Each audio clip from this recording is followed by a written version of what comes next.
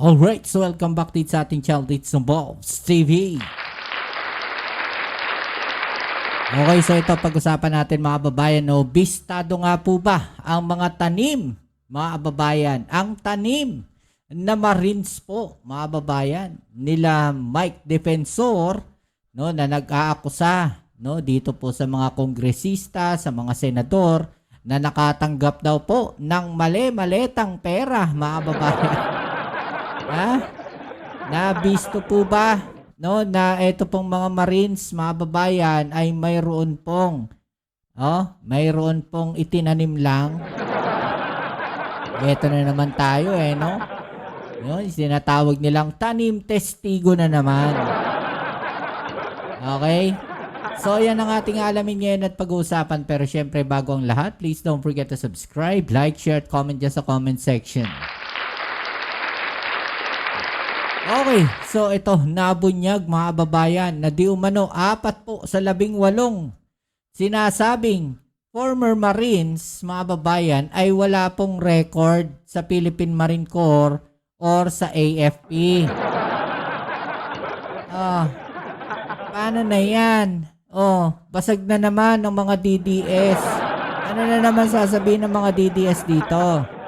Kasi ang tawag nila 18 Marines, mga babayan. So, ibig sabihin, pag sinabi mong 18 Marines, anong pagkakaintindi mo? Lahat po yun, Marines. Diba? Ito po, ayon po sa Philippine Defense Forces Forum, initial investigation shows 4 of the 18 individuals claiming to be former Marines have no record of service in the Philippine Marine Corps or the AFP.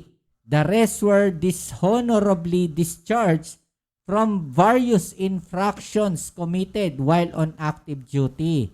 No, ibig sabihin, no, sila po ay dinischarge, mga babayan, dishonorably. Investigation is ongoing. Nako po. Mga na-discharge pala to dishonorably, mga babayan. No, yung iba po dito sa mga 18 Marines na to. No, ito po yung balita na yan, galing po dito sa ABS-CBN. Ayan, no, Philippine Marine Corps. No, sabi po dito, 4 of the 18 individuals presented by a private lawyer as alleged former bagmen were never members of the Philippine Marine Corps, the Philippine Navy said Wednesday. No, hindi raw po sila naging miyembro ng Philippine Marine Corps.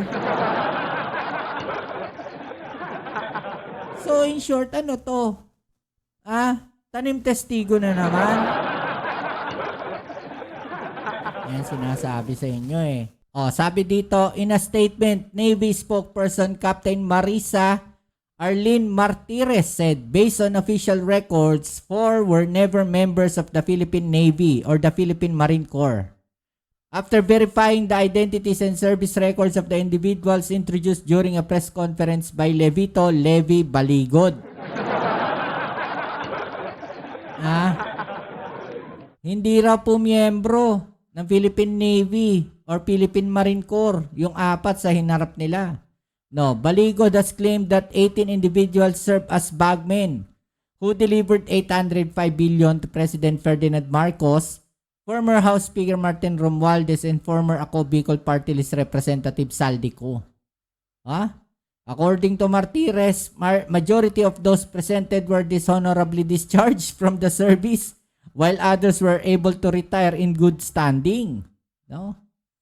With regards to Mr. Gutesa, we reiterate that he has been retired from the service since June 2020. So matagal na raw po. And is no longer under the administrative authority of the Philippine Navy. So taliwas na naman sa sinasabi nila. Alam nyo, paliko-liko na yung kwento nila, mga babayan. Sinasabi, nasa compound daw po ng Philippine Marines o ng AFP, pero sabi po ng AFP, wala po sa kanila. The Philippine Navy respects and adhere to constitutional process, including judicial and legislative inquiries. The Navy does not and will never prevent any individuals from testifying the truth, as doing so would go against our core values and principles. No, while the AFP also took note of the allegations aired during the press conference, sabi dito, no? She emphasized that the Navy remains a professional, disciplined, and non-partisan organization that will not compromise its values, integrity, and reputation, and remains steadfast in its mandate to defend the country's sovereignty and serve the Filipino people. Okay? The Filipino people deserves facts, and we urge all parties to allow lawful process to take their course, mga babayan. Okay?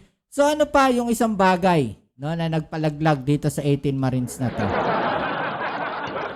Alam mo, sila mismo nahuhuli sa bibig nila, mga babayan, no? Ito po, no? Paano mabibigyan ng suhol si Laila de Lima mula 2022 and 2023?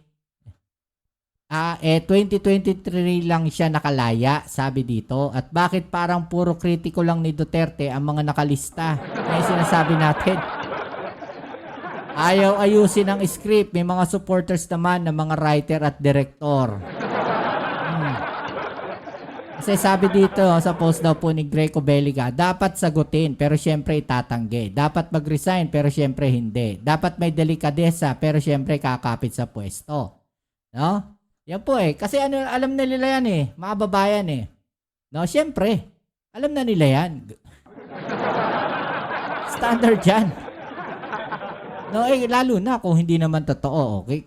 Tingnan ninyo maigi dito, mga babayan. Sino-sino yung mga nandito, ha? Romualdez, Castro, Barbers, Abante, Paduano, De Lima, Marcos Sandro. Diba? O, Tulfo, Dan Fernandez, Jinky Luistro, Adyong, Ortega, Garin, Kimbo, Dalipe, Konggun, Chua, Suarez, Brosas, Manuel, si Gonzales, Dong Gonzales, mga babayan. Diba? Yung sinasabi nilang mali-maletang pera daw, yung natanggap. Pero sabi nga po, no? Paano makakatanggap ng pera si Laila de Lima, mga kababayan? No? Binigyan daw ng 18 Marines si de Lima ng millions in maleta. Same time, 2022 to 2025 sa utos ni Saldico. Nakakulong pa si de Lima until November 2023. And naging congresswoman lang siya last year. Ba't naman siya bibigyan ng maleta? Wow, mali. See? Sila mismo nahuhuli sa bibig nila. Diba? Ganyan yung strategy. Ganyan yung ginagawa. No, sa analysis natin, mga babayan, no, ginagamit nila no, yung ganitong strategy. No, kasi nga, malapit na yung impeachment ni Sara eh. Diba? So, kailangan nilang gibain. No, ito pong mga kongresista na to. Naalala ninyo, 'di ba, sinasabi ko. Kaya siguro, no, kaya nag-announce si Sara Duterte para ano? No? Para mag-implicate ng takot dun sa mga kongresista. Para alam nila, 'di ba? No, natatakbo si Sara. Nako. Paano natin i-impeach 'yan? 'Di ba? Paano kung manalo 'yan sa 2028? Diyari tayo.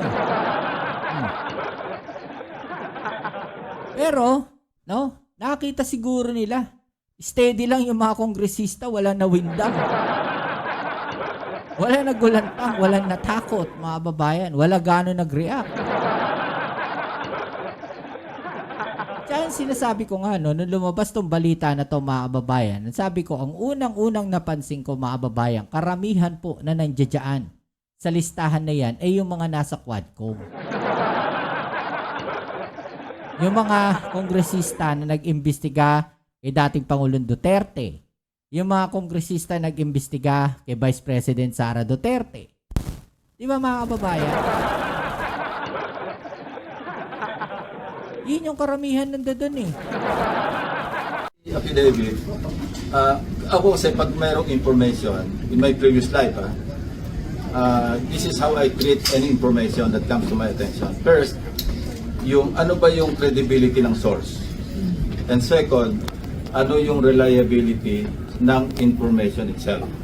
Dalawa yun eh. Kasi kung polluted yung source, it follows. Ito yung sinusunod natin na meron tayong A1, A2, B1, B2, di ba? Yung rating, yung classification ng intelligence information. So, may mga portions doon na pwede na sabihing credible, pero may mga questionable. Number one, ang sinabi lang 805 billion yung napunta, yung pinamahagi o napunta kay Congressman Saldico. Well, from 2023 to 2025, ang total amount ng flood control projects, 1.13 trillion. So kung ang napunta kay Congressman Saldico allegedly 805, that's at least 70% of the total appropriations for the same period sa flood control projects. So puro cost na yung nandun. Saan manggagaling yung napunta kay Bernardo? Saan ang napunta kay Alcantara? Parang sobra computation. That's my first observation.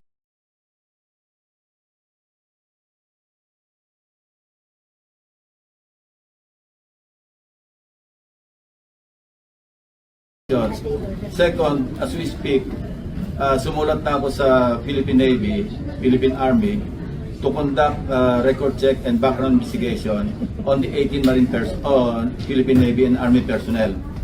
Ang initial information, wala pa, sumulat ako. At saka sa LTO, no? May initial information from the Philippine Navy na yung iba dishonorably discharged. A number of them were never members of the Philippine Navy. So doon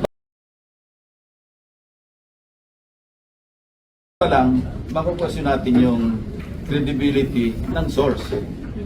If true, kasi media lang ito. That's why I'm formalizing it by way of an official letter to the Armed Forces of the Philippines, attention to Philippine Navy and Philippine Army. After all the verification, evaluation, then probably, yes.